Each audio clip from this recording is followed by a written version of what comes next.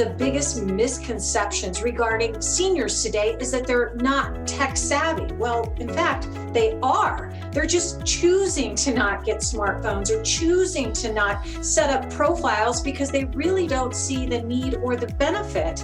Well, joining me this morning is Jennifer FitzPatrick. She's an author, an educator at Johns Hopkins University, and she's been called the lifeline to those who are caregivers. And she has some ways that we can help our seniors with technology. First of all, let's talk about this. Pre-COVID, Jennifer, this really wasn't an issue for many, right?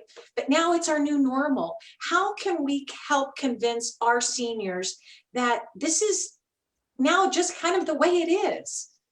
Well, even though we're getting vaccines and there's so much light at the end of the tunnel right now, I believe we really are moving toward a time where we're going to be doing so much more on Zoom, on Skype, on FaceTime. And so I think that that's something that everybody of all age groups needs to accept, whether you're older or you're younger. So much is going to be accessible. Your book club, a yoga class, a conference that you might like to go to. So if you want to participate in activities without leaving your home, it's really important to consider embracing some additional technology. All right. Well, some seniors, whatever their reasoning is, I hear mostly, well, I just don't know how.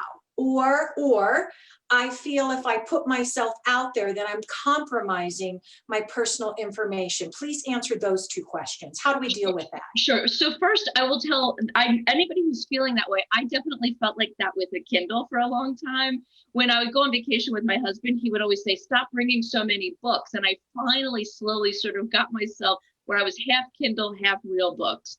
But I have found that I now prefer the Kindle.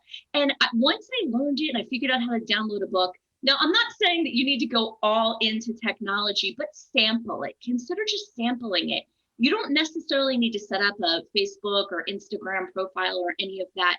But you can do that and not put out a lot of identifying information in an effort to keep up with grandkids, great grandkids, or even people that you went to high school with that live on the other side of the country. But know that when you have those platforms, you don't have to give out any information that you don't want to. You can even use your maiden name, or you can use your first name and your middle name to set up an account. But it gives you access to there's so much free virtual content these days, and a lot of it is advertised on social media platforms. Right. What would you say to seniors in protecting them?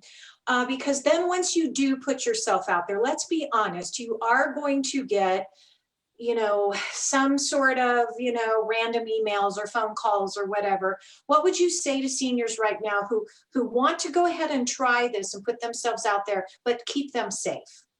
Well, do whatever you would do in quote unquote real life. Would you answer the door to somebody that you don't know that's knocking at your door? Would you give out your social security number if someone called your house? You're smart. You wouldn't do that. But think about it the same way. If someone contacts you unsolicited on email or text or on Facebook or one of those platforms, and you're not 100% sure of their identity, don't give them any information. You are still in control of your information.